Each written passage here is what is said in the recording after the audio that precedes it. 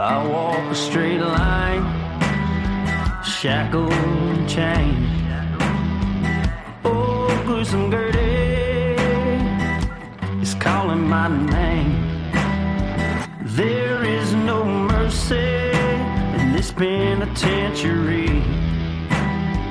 Just ask the Hillstring Gang, or Angola 3. I'm here for life, I'm here to die. Inside these walls, inside the wire. And when the wolf cries, I know it's over. Oh, bloody Angola. Oh, bloody Angola.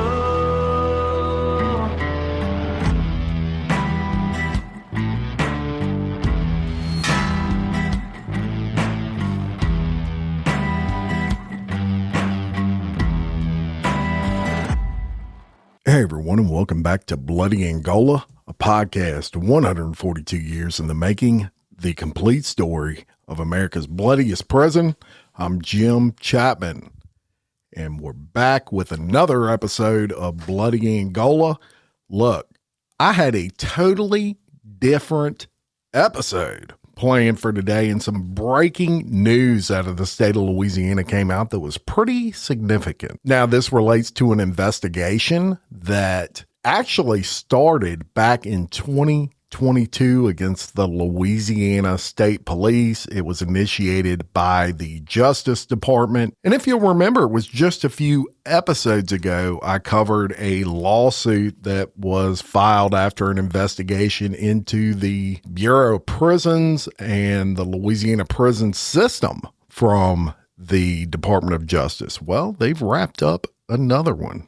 And I think it's something all our listeners would find interesting. So we'll start out with when this investigation first kicked off. And back on June 9th of 2022, the Justice Department announced an investigation into the Louisiana State Police. And I'm going to refer to the press release that they put out at that time. The Justice Department announced today that it has opened a pattern or practice investigation into the Louisiana State Police. This civil investigation will assess whether LSP used excessive force and whether it engages in racially discriminatory policing. The investigation will include a comprehensive review of LSP policies, training, supervision, and force investigations, as well as the LSP systems of accountability, including misconduct, complaint intake, investigation, review, disposition, and discipline. And then it goes into, I guess you could say, why you shouldn't use excessive force, things of that nature. Now, it's important to keep in mind that at this time when this started, we had a completely different governor here in the state of Louisiana. It was John Bel Edwards. We actually had a completely different colonel at the Louisiana State Police. At the time, it was Lamar Davis. So at that time, June 9th of 2022, there was a response from Governor John Bel Edwards and Colonel Lamar Davis, and I'll cover that. And the response was, today the governor's office and Louisiana State Police were briefed on the U.S. Department of Justice civil investigation into the patterns and practices of the Louisiana State Police. Both Governor Edwards and LSP Colonel Lamar Davis pledged their support and cooperation with this federal investigation into the agency. Governor Edwards said, "I welcome the U.S. Department of Justice civil investigation into the pattern and practice of the Louisiana State Police. It's deeply troubling that allegations of systematic misconduct exist that will warrant this type of investigation. But it is absolutely critical that all Louisianans, especially African Americans and other people of color, have their faith, confidence, and trust in public safety officers restored. This investigation is one part of that process. I share the Department of Justice goal of ensuring the Louisiana State Police are policing in a constitutional way. It is my expectation that all employees of the Louisiana State Police will cooperate fully," and he kind of goes on and on With that, Colonel Lamar Davis said, since accepting the position of the Louisiana State Police Superintendent, I vowed to regain the trust of our citizens, our law enforcement partners, our political leaders, and the men and women of our agency. The Department of Public Safety is comprised of over 1,000 dedicated men and women within our commission rank. Each of them displays selfless service, courage, and integrity on a daily basis. And he kind of goes on and on with that. So, great. Everybody's cooperating with this investigation. Well, look, it took a while. I'm surprised it took as long as it did. But yesterday, January 16th, 2025, guess what? The United States Department of Justice Civil Rights Division and the U.S. Attorney's offices released the investigation results into the Louisiana State Police. We're going to cover that today. I have it right in front of me. And we're going to start off with the executive summary that they released with all of these investigations. It says, on the evening of May 10th, 2019, near Monroe, Louisiana, a Louisiana State Police trooper tried to stop a 49-year-old black man by the name of Ronald Green for speeding and running a red light. Mr. Green drove away. For 14 minutes, officers pursued him until he lost control of his vehicle, crashing on the side of the road. According to a sergeant that LSP regarded as its in-house use of force expert, what happened in the ensuing hours, weeks, and months was a catastrophic failure in a million different directions, quote unquote. Multiple LSP troopers and sheriff's deputies arrived at the scene of the crash. They tased Mr. Green repeatedly and pulled him out of his car. They punched him, dragged him by his ankle shackles, and left him face down in the road. When Mr. Green tried to roll onto his stomach, a trooper put his foot on Mr. Green's buttocks to hold him down on his stomach. The trooper later told a supervisor, I'm trying to keep him laying down. I was going to sit him up, but I don't want him spitting blood all over us. Mr. Green pleaded, I'm scared. I'm your brother. I'm scared. The LSP troopers deactivated and or muted their body-worn cameras. When a supervisor arrived, he casually stepped over Mr. Green, who lay moaning on the ground, and instead asked the troopers if they were okay. None of the troopers rendered aid to Mr. Green, who became unresponsive and died before he reached the hospital. After Mr. Green died, troopers filed reports attributing his death to a car accident. We investigate crashes every day, one trooper later told us. No way someone died from a car crash with that damage. One trooper who was there misdated the incident in an official report. LSP's designated use of force expert at the time believed that it was a deliberate attempt to cover up the incident. Another trooper miscategorized the camera footage in LSP's system, and the trooper who stepped over Mr. Green's body that night signed off on all use of force reports. Over 15 months passed before LSP opened an internal affairs investigation into Mr. Green's death. In the intervening days and months, LSP troopers, including the one involved in Mr. Green's death, would go on to assault more drivers. It was not until September of 2020, 16 months after the incident, that LSP fired one of the troopers involved. It would take until 2021 for LSP to suspend a second trooper and fire a third who was involved in both Mr. Green's death and an assault of a different black man. Mr. Green's death and its aftermath demonstrated serious failures at LSP, excessive force, improper supervision, ineffective training, and breakdowns in accountability. As our civil pattern or practice investigation revealed, these failures were not isolated, but part of a larger practice or pattern of law enforcement conduct that deprives people in Louisiana their rights under the Constitution. Following a comprehensive investigation, the Department of Justice has reasonable cause to believe that the Louisiana State Police engaged in a statewide pattern or practice of using excessive force, which violates the Fourth Amendment. Our investigation, opened in 2022, also includes examining whether LSP engaged in racially discriminatory policing. At this time, we make findings only as to excessive force. Though this investigation reveals systematic problems, we recognize that most LSP troopers work hard to keep the public safe. We commend LSP troopers and staff who devote their professional lives to serving the community. LSP began making much-needed reforms after the video of Mr. Green's death became public in 2021, 2 years after the incident. We believe those changes may have been contributed to some recent improvement in use of force practices. The changes include revising LSP's use of force policy, creating a force investigation unit to investigate serious uses of force, and updating training programs. However, more reforms are needed to remedy the unlawful conduct we found. We describe recommended changes at the end of this report, and we hope to work constructively with the state and LSP to implement the reforms. So there you have kind of a brief overview of why this investigation was opened, and pretty disturbing stuff, right? So let me give you a little bit of background on LSP. Spread across 64 parishes and covering more than 52,000 square miles, Louisiana is home to over 4.6 million people. Louisiana has several large cities, including New Orleans, Shreveport, Lafayette, and its capital, Baton Rouge. The state's population is approximately 56% white, 31% black, 7% Hispanic, and 2% Asian. Founded in 1936, LSP is responsible for highway safety and criminal enforcement throughout the state, alongside local sheriffs and city police departments. LSP also assists with disaster recovery and providing law enforcement support for major events like the NBA All-Star Game and Mardi Gras. Over 1,300 people serve in LSP, both as troopers and civilian law enforcement professionals. LSP is headed by a superintendent who is currently Robert Hodges, who is appointed by the Secretary of the Department of Public Safety and Corrections and confirmed by the state Senate. LSP superintendent has the rank of colonel. An assistant superintendent serves as LSP's second in command.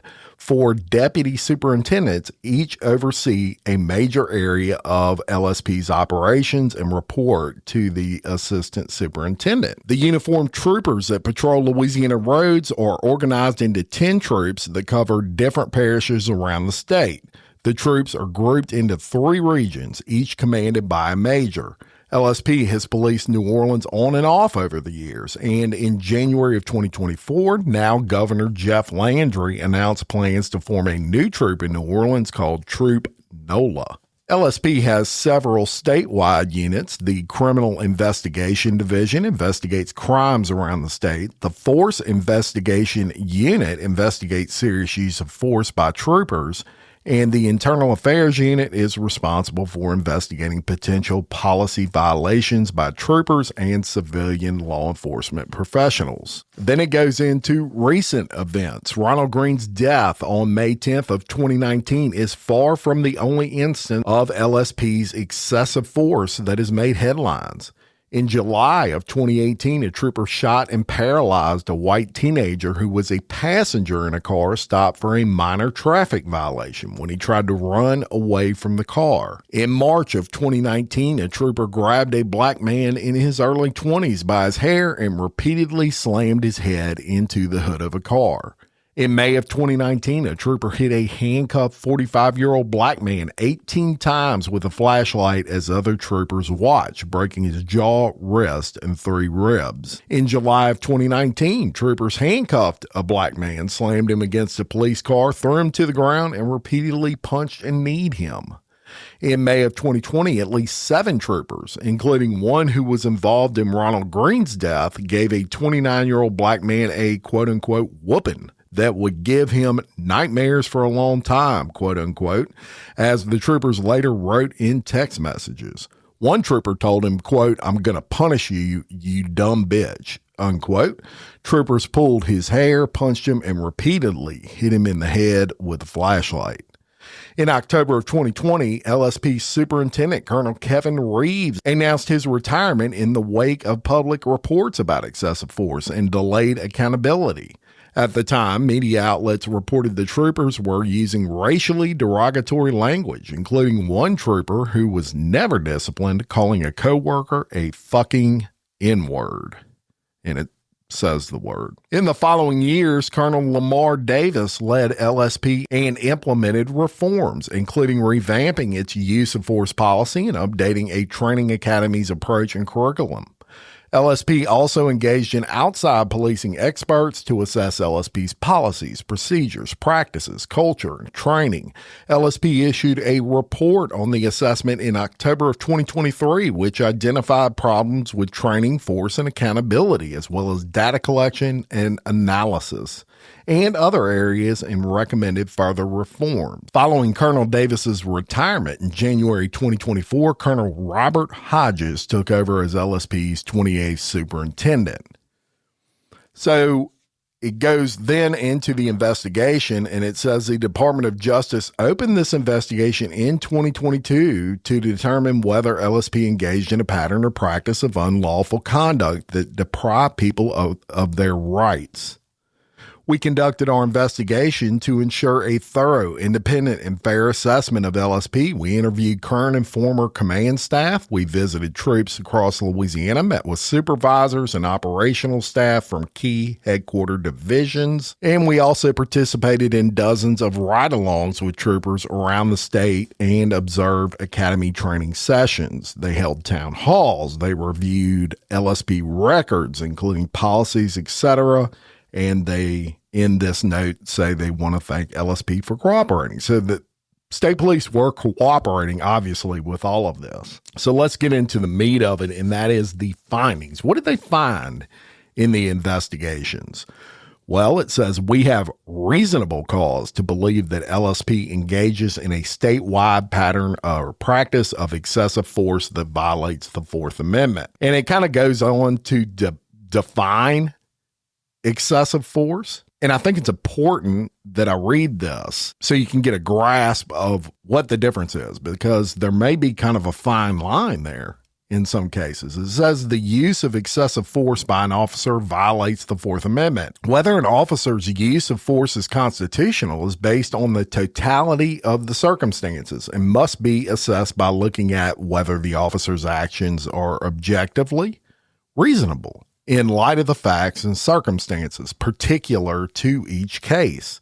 In making this assessment, relevant factors include whether the suspect posed an immediate threat to the safety of the officer, the severity of the crime at issue, whether the suspect is actively resisting or attempting to evade arrest by flight. Deadly force is permissible only when an officer has probable cause to believe that a suspect poses an immediate threat of serious harm to the officer or another person.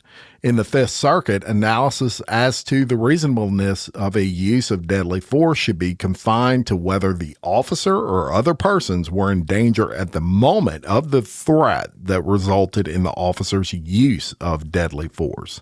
And it goes on to give some stats. From 2018 to 2023, LSP officers reported more than 1,300 uses of force. We reviewed every LSP shooting and hundreds of randomly selected force incidents from 2018 to 2023, and reviewed each incident by watching body-worn and in-camera footage and reading related reports and documents. We found that Louisiana State troopers across the state use excessive force. Though LSP's use of unreasonable force was not limited to any one type of force, we found that LSP's use of tasers was particularly concerning. We also found that troopers use excessive force to immediately control encounters, often within the first few moments of encountering a person, and without giving the person warning or opportunity to comply. They also use force on those who, because they are restrained or otherwise unable to flee, do not pose a threat or flight risk. Additionally, LSP uses excessive force on people who run from troopers, even when that person is only suspected of a misdemeanor. This excessive force violates the Fourth Amendment. As discussed below, we also found that specific practices or policies escalate situations, making the use of force more likely. So they brought up tasers, and they get into detail on that. It says LSP troopers across the state quickly resort to tasers when it's not reasonable to do so. A senior LSP leader explained to us that once troopers begin to carry tasers, they were more likely to escalate from verbal engagement directly to tasing a person rather than trying to control someone with lower levels of force. We saw that pattern play out in the incidents we reviewed. LSP troopers unreasonably use tasers without warning and against people who are restrained and do not pose a threat. For example, an LSP trooper stunned an unarmed man in the back with a taser while he was lying face down, surrounded by at least 5 officers. The trooper went to the scene to help a local sheriff's department with a traffic stop for improper lane usage. When they arrived, the driver had already pulled over and numerous local sheriff's deputies were present. Officers told the man to exit the vehicle, put his hands up. When he did not promptly get out of his car, the sheriff's deputies and the LSP trooper charged forward with their guns pointed at him. The officers opened the door and immediately pulled the man out, even before they told him to put his hands behind his back, and before he was completely out of the vehicle, the trooper demanded, "Tase him, tase him." With the driver pinned face down on the ground and surrounded by officers, the LSP trooper pulled up the man's shirt and used his taser to stun the man's bare back. The driver repeatedly asked what he had done and explained, "It's a rental. I didn't even know how to open the door." The trooper's use of force was excessive, you think? The driver did not pose an immediate threat to anyone's safety, was not armed, did not actively resist arrest, and did not attempt to run. Following the incident, the driver was unable to walk and was dragged by deputies to a patrol unit. His clothes were ripped and he was bruised, but there were also longer-term effects. He reported that he became depressed and angry and has frequent flashbacks. He was ultimately charged with nothing more than improper lane usage, and the trooper explained in his use of force report that the stop was for changing lanes without a signal. That's insane. We also reviewed incidents in which LSP troopers unreasonably used tasers on people who fled from them without additional justification for using force. The use of tasers presents a serious risk of harm. In addition to pain caused by the electric shock and probes, tasers may cause seizures, fainting, or loss of control, which can result in injuries from falls, including bone fractures and even death. Muscle contractions caused by tasers can result in hernia ruptures, dislocation, tear, or other injuries. Tasers can also cause changes in blood pressure, respiration, and heart rate. Tasing someone repeatedly or for prolonged periods will compound these risks. So then it goes on to discuss some situations where LSP used unreasonable force without warning or opportunity to comply. LSP troopers rapidly use unreasonable force, sometimes within the first few seconds of an encounter. In multiple cases, troopers issued a command 2 or 3 times in rapid succession, like, "Show me your ID," or "Come here," and then suddenly grabbed or tackled a person. Troopers used excessive force not to stop someone from escaping or protect themselves, but because a person did not immediately follow the trooper's command. For example, in one case we interviewed, a trooper slammed a bar patron to the ground when he failed to provide his ID quickly enough for the trooper. The man who was accused of slapping a bar employee was standing on the sidewalk outside the bar when the trooper arrived. The trooper asked him for his ID, but the man, who did appear inebriated, remained silent, shaking his head no and putting his hands out, palms up, in front of him, then crossing his arms. The man posed no immediate threat. Rather than explaining the reason for a request or trying to persuade the man to cooperate, the trooper immediately grabbed the man's arm, forced him to the ground, injuring his nose. Now, yes, that's wrong. I will agree with that. That trooper handled that wrong. But look, as someone on the other side of that, comply, man. If they ask you for your fucking ID, give them your ID. Don't say no and fold your arms. But it doesn't make what he did right. It's the trooper's responsibility to try to de-escalate and get the guy to cooperate, I guess. In another incident, a trooper unreasonably tased an unarmed pedestrian before giving him an order to get out of a car. The trooper was looking for a stolen vehicle and stopped a man and asked him where he lived. The trooper did not explain what he was looking for or why he was questioning the man. The man ignored the trooper's questions and instead ran away and got in the passenger seat of a parked car. The trooper followed the man with his taser drawn, shouting, I'm about to kill your ass. He then opened the driver's side door and tased the man, who by then had raised his hands in submission. The trooper tased the man repeatedly while shouting at him to get out. In total, the trooper tased the man 7 times in less than a minute before he removed the man from the car and put him in handcuffs. Then it goes into LSP uses force on people who are not a threat. And it says LSP troopers use excessive force on people who do not present an immediate threat, including people who cannot flee because they are restrained or otherwise trapped.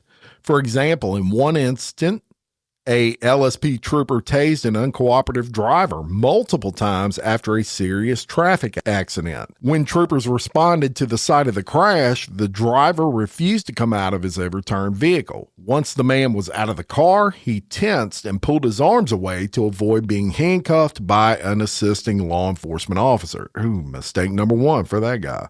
The trooper tackled him to the ground and punched him in the head, while the other officers handcuffed the man. The trooper then tased the handcuffed man again without warning when the man would not lift his legs to be hogtied in the back seat of the trooper's vehicle. He was not posing a threat to the trooper or attempting to flee at the time. Just prior, the man had fallen headfirst from the back seat of the trooper's vehicle, and though he had initially kicked when the trooper attempted to place the leg restraints on him, he was no longer doing so. Law enforcement organizations advise officers to avoid leaving someone restrained on their stomach as it poses serious risk of suffocation. But the trooper left the man hogtied on his stomach in the back of the vehicle for almost an hour, with his ankles and wrists handcuffed and tied together behind his back. In another incident, a LSP trooper working with a local police department dragged a 25-year-old woman and a young child from a car. The woman was having a mental health crisis. Officers stopped her because she was reportedly causing disturbances. As multiple officers yelled at the woman and grabbed her and her screaming child, an LSP trooper tased the woman to make her let go of her child. The woman fell and thrashed her legs in the air following the initial taser use. Although she was on the ground, surrounded by at least 8 officers and unarmed, with no warning, an LSP trooper tased the woman a second time in front of the crying child. Enough officers were at the scene to control the woman and take her into custody, but they used a taser as a first option rather than a last resort, and failed to attempt any de-escalation before using force. In another incident, an LSP officer pulled a woman who posed no threat face down into the dirt on the side of the highway because she tried to use her phone after the trooper stopped her for following the vehicle in front of her too closely. The woman pulled over and answered questions. The trooper agreed the woman could use her cell phone to call her mom to get the vehicle's registration. But when the woman refused to sign a form consenting to a search, the trooper apparently changed his mind about her use of the phone, even though she had been using it in front of him without an objection. When the woman tried to call her mom again, the trooper reached for the woman's phone to stop her from making the call and dragged her to the ground, twisting her arm and pushing her onto the ground on the side of a busy highway so that she had dirt in her mouth. Then it goes into LSP troopers use excessive force when people run, even when they are handcuffed or suspected of only minor misdemeanor violations. As noted above, when assessing whether a use of force is reasonable, courts look at other factors, including whether the person attempted to evade arrest by fleeing, as well as other factors like severity of the suspected crime and whether a person posed a threat. Behavior that appears evasive could, of course, have any number of innocent explanations. There are undeniably incidents in which a person runs for entirely innocent reasons. Thus, using force on people who flee without additional justification can be unreasonable, yet troopers reflexively use force and punish people who run away with little or no additional justification for doing so. Then it gives examples. For instance, in one incident, a trooper tased a 30-year-old man biking through a city at night without lights. According to the filed report, the trooper and his partner attempted to stop a cyclist to explain to him the dangers of operating a bike at night on a dark roadway. The trooper turned on the emergency lights, but the man continued to pedal. The trooper in the passenger seat rolled his window down and asked the cyclist to pull the bike over. The cyclist asked, "For what?" Then dropped his bike and ran. The troopers ran after him, and seconds later, they tased him in the back. In another incident, a Louisiana State Police trooper tased an unarmed man after pulling him over for not signaling while changing lanes, not wearing a seatbelt, and having a fake vehicle inspection sticker. The man was handcuffed and shoeless at the time. After pulling up a picture of the person to whom the car was registered, the troopers became suspicious as they did not believe the driver resembled the owner of the vehicle. When asked, the driver did not produce a driver's license and hesitated when producing his date of birth. Before he could finish answering the trooper's question, troopers grabbed the man, handcuffed, and searched him.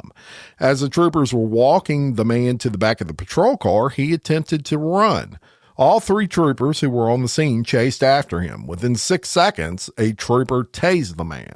Unable to break his fall, he fell backward onto the pavement, hitting his head and back and cutting his elbow so severely he needed stitches. Troopers have admitted to using significant force based on flight alone without additional evidence that the person was a threat. A trooper explained to a colleague that he did not know if the pedestrian he had just tased 7 times had anything to do with our pursuit, but that he took off running when we went to talk to him. Then it gets into the poor supervision that contributes to the LSP's use of excessive force. It says in one example, LSP's failure to identify and correct an unreasonable force later proved deadly.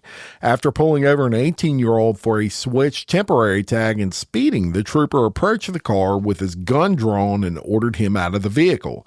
The teen complied, got onto his stomach when ordered, and stretched his arms out to the side as instructed.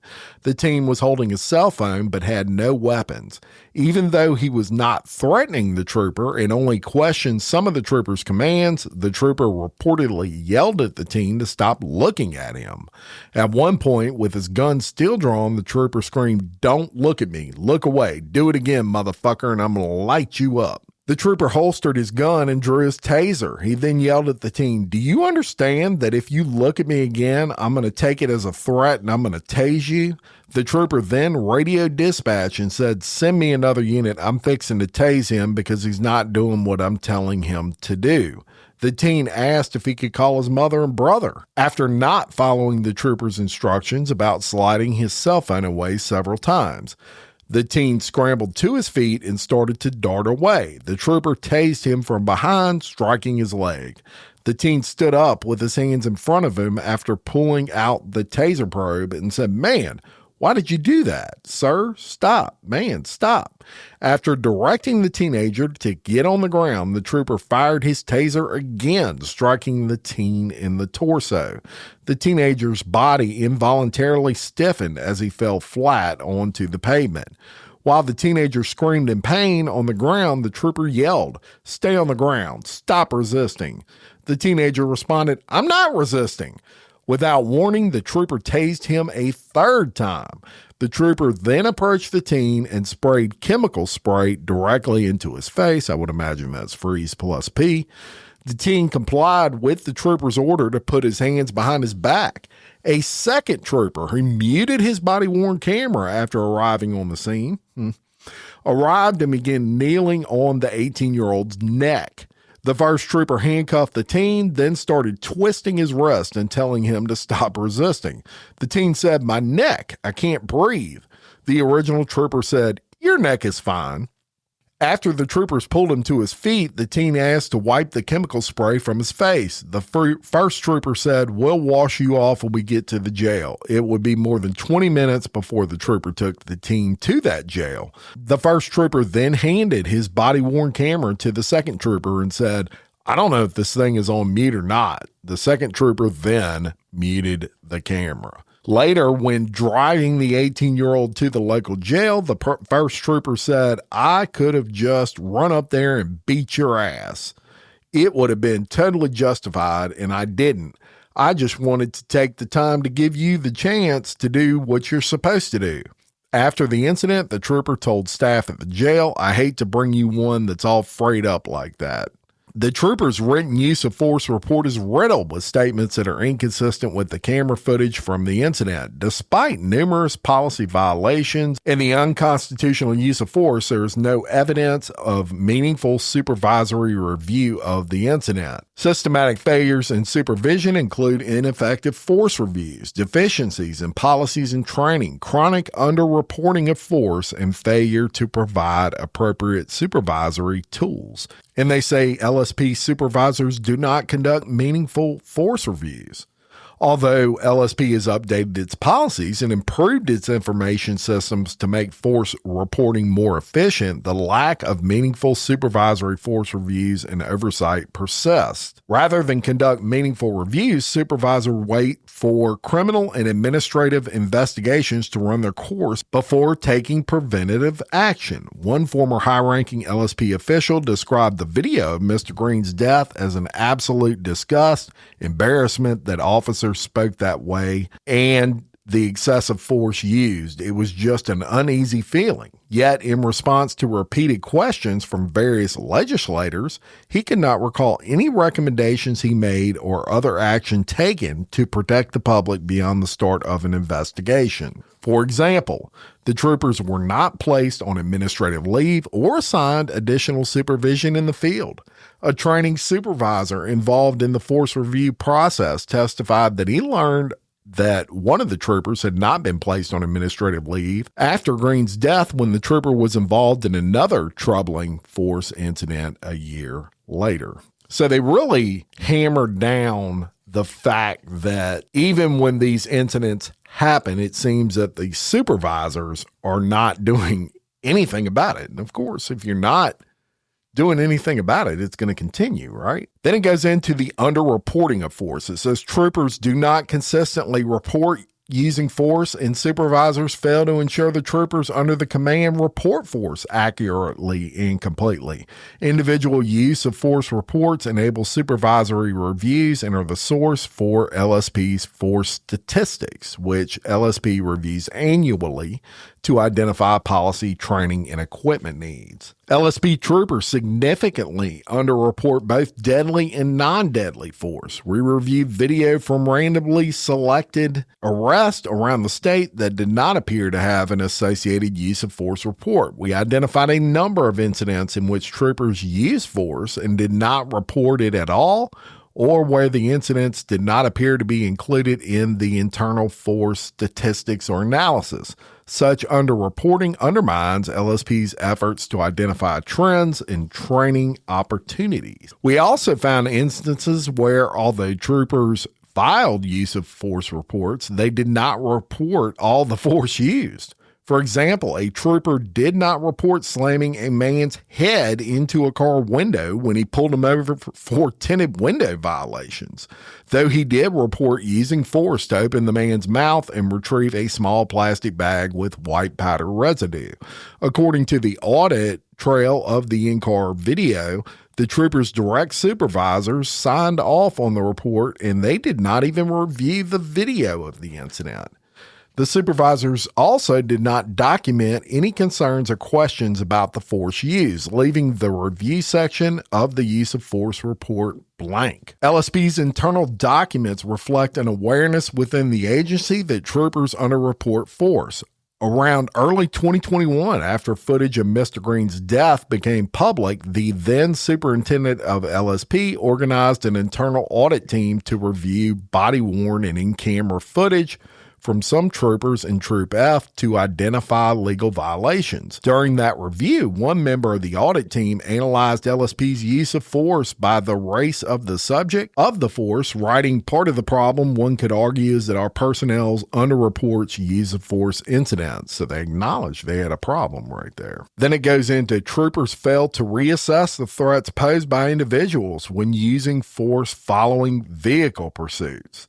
The use of force following pursuits is not uncommon. LSP Troopers engaged in nearly 700 vehicle pursuits in 2022 and 2023, averaging almost one pursuit per day over the 2-year period. At least 10% of these pursuits resulted in use of force. LSP's internal reporting acknowledges that 20% of use of force incidents statewide in 2022 followed a vehicle pursuit. LSP's policy gives troopers broad discretion to initiate, continue, and terminate a pursuit. Although policy requires supervisors to monitor pursuits and call them off if conditions become too dangerous, one troop captain told us historically it was perceived as a negative to stop a pursuit. We reviewed a random sample of incidents in which LSP troopers reported using force following pursuits. In addition to the incidents we reviewed as part of our broader use of force sample, our review found that LSP troopers routinely initiate and continue pursuits following minor traffic offenses, escalating minor infractions into dangerous incidents that sometimes resulted in unreasonable force. A former LSP leader told us that troopers tended to be hyped and aggressive during pursuits. Having been in those situations, he explained, your adrenaline kicks in and you get a more narrow scope. You're looking at threat from your lens. We need to find a way to de-escalate these situations as opposed to ramping them up. But our review found that instead of de-escalating, troopers escalate situations by using force, including unreasonable force after pursuits without evaluating whether a person who fled poses an additional or continued risk. And they give an example. In one such incident, troopers and officers from another agency fired 61 rounds at a vehicle stuck in the mud after the driver led police on a 28-minute pursuit through 2 parishes. The pursuit began when an LSP trooper attempted to stop the vehicle for speeding on the highway. The driver did not stop, and other officers joined in the chase. The driver continued fleeing after spike strips deployed by police impacted the vehicle's 2 front tires. It was not until the driver came to the end of a dead-end dirt road and drove into a field that the vehicle stopped. Troopers and officers arrived and ordered the driver to exit the vehicle. The driver drove the vehicle backwards and forwards about 5 to 10 feet in either direction before becoming stuck in the mud. Troopers asked for permission from LSP sergeant on the scene to shoot at the vehicle. The sergeant gave the order to take it out, and the sergeant, together with 2 LSP troopers and 2 local officers, fired at the vehicle from about 15 to 20 feet away. After shooting at the vehicle 15 times with his handgun, one of the LSP troopers said, "He has no tires. He ain't going nowhere." And then he continued shooting 19 more times with a rifle.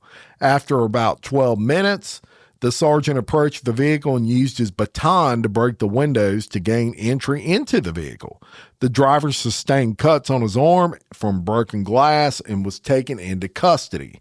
At the time troopers fired at the vehicle, the pursuit had ended, and the driver was neither fleeing nor posing a threat that warranted use of deadly force to apprehend him. In addition to leading to unnecessary and sometimes unreasonable use of force, LSP's pursuit practices put the broader public at risk. In 2022 and 2023, more than 10% of the vehicle pursuits ended in a crash, on average, 1 every 10 days. These crashes can and do involve innocent bystanders. Then it goes into LSP's training and tactics encourage aggressive behavior and escalates encounters, making unnecessary force more likely. In the hundreds of hours of camera footage that we reviewed, it was apparent that some troopers perceived everyone to be a threat. We saw many incidents in which troopers used profane and unprofessional language, ordering people to get out of the fucking car or to show their fucking hands. Troopers also threatened people, saying they would blow your fucking head off or shoot your fucking ass. In one example, after reviewing an incident in which a trooper screamed at a driver that he would shoot his fucking ass and then tased him numerous times, one supervisor noted that he understood the trooper was amped up and congratulated the trooper on a good job. This aggressive language, while not itself unconstitutional, escalates the situation and often goes hand in hand with unnecessary force. In the incidents we reviewed, when troopers use aggressive or profane language in conjunction with force, it was more likely that at least one use of force was unreasonable. For example, troopers tased a man in the back while he was standing with his hands in the air and then beat him with their fists, apparently in retaliation for attempting to evade capture. 4 days before the incident, a female trooper had tried to arrest a man during a traffic stop, but he fled and escaped. When troopers later went to the man's home with an arrest warrant, he fled again in his vehicle. When the vehicle finally stopped in a residential yard, the man got out of the car and turned to face it with his hands up. An LSP trooper tased him in the back. 5 troopers, including some in plain clothes, then pinned him down, tased him, and punched him more than 20 times in his head and body, even though he was restrained, unarmed, and did not appear to be resisting. One of the troopers grabbed the man's head and slammed it into the ground. Another trooper held his head in the dirt for approximately 20 seconds. After many uses of force when placing the man in the patrol car, a trooper told him, "You're a piece of shit. You're a first-rate fucking piece of shit. You want to try to run and fight a fucking girl." And it actually has pictures from that incident in the report, which I'm going to link in the description of this video. Then it goes into LSP's failure to open investigations when people file complaints for misconduct. Says under LSP policy, an investigation should be open when a person files a complaint making an allegation that, if true, would require disciplinary action. In contravention of its own policy, many of the complaints do not make it past the intake stage because LSP decides not to open an investigation for improper reasons. This means LSP misses opportunities to intervene in the behavior that harms the public, including possible excessive force violations. For example, LSP disregarded domestic abuse allegations when it failed to investigate a complaint from a trooper's ex-wife. The ex-wife alleged that her former spouse was abusing his position in law enforcement by intercepting her 911 calls and harassing her in other ways. Conduct that, if true, would clearly warrant discipline. But IA marked the allegations unfounded and did not open an investigation into the complaint. The only explanation provided for the decision was that after a review, it was determined there is insufficient evidence to initiate an administrative investigation. There was no record of whether LSP contacted the ex-wife, reviewed any supporting materials, or checked 911 records. Instead of opening an investigation as required by LSP policy, IA held this woman to an impermissible standard, discounting her complaint for insufficient evidence before it could even gather evidence through a formal investigation. In another case, IA failed to open an investigation after receiving allegations a trooper showed an alarming lack of courtesy toward a severely injured driver following a crash that left the driver with a broken leg, pelvis, and nose, and stuck waist deep in a ditch of water. A bystander contacted IA to complain about the trooper's response. She alleged the trooper refused to stop to help the stranded driver, instead ordering him to come to the shoulder of the road, along with another person. The bystander had to help the driver out of the car. Despite the complaint, IA did not want to open an investigation into the trooper's failure to render aid. In 2023, another person filed a complaint against the same trooper, stating she felt the trooper was discourteous to her during a traffic stop and treated her differently because she was not white. IA reviewed body-worn camera footage of the stop and noted the trooper appeared agitated and yelled at the driver to get off the damn road. IA documented that the trooper told the driver, "How much more clearer do you need me to be? Would you want me to tell you in Spanish? Because I can tell you in Spanish." IA did not open an investigation. Although Internal Affairs can now receive complaints online, as of June 2024, LSP did not have a central repository for incoming complaints when a community member calls or walks into a troop's station. Each troop decides what to log and document in their records. This leads to a significant variation across Louisiana State Police. If, after talking to a person, the sergeant fielding the complaint decides the person has not alleged a policy violation, they do not document the complaint or send it up the chain of command. In addition, troops often minimize misconduct, handling serious allegations that they should instead send to IA. By the same token, IA sometimes refers cases to the troops when it should be investigating the misconduct itself. One case we reviewed exemplified these deficiencies. When a sergeant failed to upload body-worn camera footage for nearly 6 months and mislabeled many of his arrest videos as non-events, his captain instructed a lieutenant to conduct an investigation into the sergeant's actions. The lieutenant ultimately found that the sergeant engaged in unsatisfactory performance and committed body-worn camera policy violations. But his interview with the sergeant lasted less than 10 minutes and did not probe the sergeant's explanations for his behaviors, his understanding of policies, or whether he supervised and reviewed troopers' use of body-worn cameras.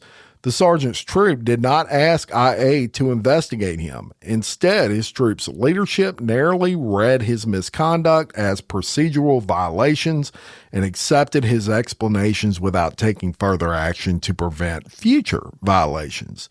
This failure is all more concerning given the frontline role that sergeants play in reviewing body-worn camera footage for potential violations, including the use of excessive force. In another example, both IA and the troops failed to act despite clear signs that a trooper had committed significant violations over several years. The trooper's lieutenant discovered and documented multiple arrests where the trooper falsified evidence.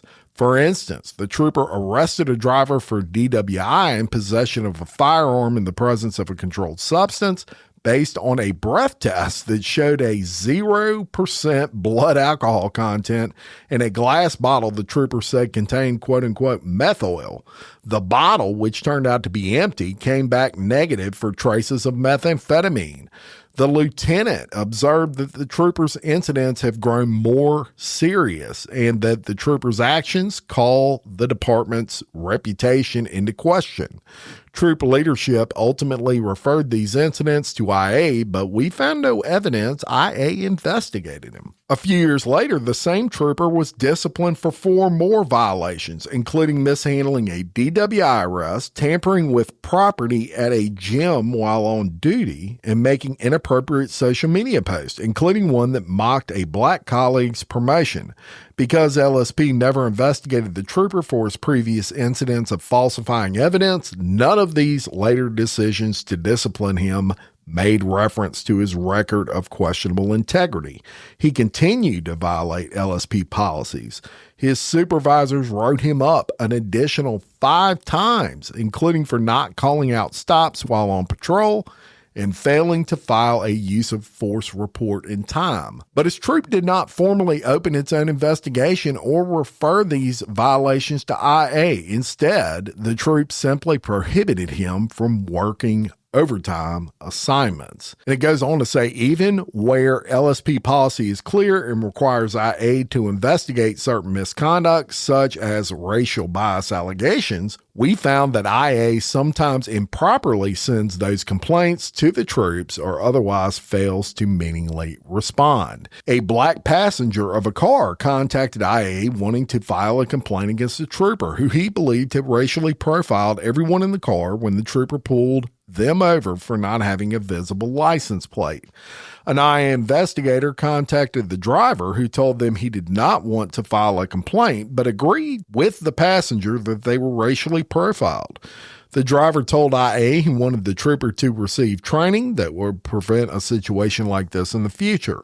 Rather than opening an investigation to gather more facts from the passenger who did wish to file a complaint, reviewing body-worn camera footage and interviewing the trooper as required, IA instead referred the passenger's complaint to the trooper's captain and then closed the case. We found no evidence of the troop opening its own investigation into the allegations. And it goes on to say, due to failures in force reporting and supervision, IA has also missed critical moments to promptly intervene in other excessive force incidents. For example, after a trooper repeatedly struck a black man in the head with a flashlight, the trooper mislabeled the body-worn camera footage as a quote-unquote citizen encounter without reporting the use of force. Later, when the incident came to light, the trooper lied to the CID by saying he only struck the driver's hands and not his head. I investigated the incident nearly a year and a half after the assault, only after the driver filed a lawsuit against LSP, and in the intervening months, the same trooper assaulted 2 other black men. Then it gives another example. It says a trooper engaged in a dangerous high-speed chase of a car that was reported stolen, running multiple red lights in a busy downtown area, ramming into the car to make it stop, and then shooting one of the passengers who was trying to escape through a window.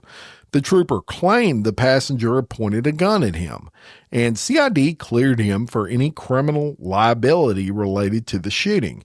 When I reviewed the incident, it failed to identify obvious policy violations in the trooper's risky vehicle pursuit tactics, such as running red lights on a crowded street and his decision to ram the vehicle with his patrol car. Instead, IA wrote a 2-page memorandum summarizing and accepting the CID's findings. So at the end of this report, y'all, they always have a conclusion, right? And the conclusion isn't long on this one. It's literally like one sentence, but it's disturbing. It's kind of telling, and it tells me there's a problem at LSP. And it says the Department of Justice has a reasonable cause to believe that LSP engages in a pattern or practice of using excessive force that deprives people of their rights under the Constitution. And then it goes into recommending remedial measures. I'm not going to get into all that. That's something that Louisiana State Police is going to have to take a look at and fix. But 2 investigations of some pretty big Louisiana departments over the last month have kind of broke. And this one is making a lot of headlines here in the state of Louisiana. So this was kind of an emergency podcast, if you will. Like I said, I had a whole another podcast planned for today, so you'll get that next week. Thank you so much for listening. And until next time, I'm Jim Chapman for Bloody Angola, a podcast 142 years in the making, the complete story of America's bloodiest prison. Peace.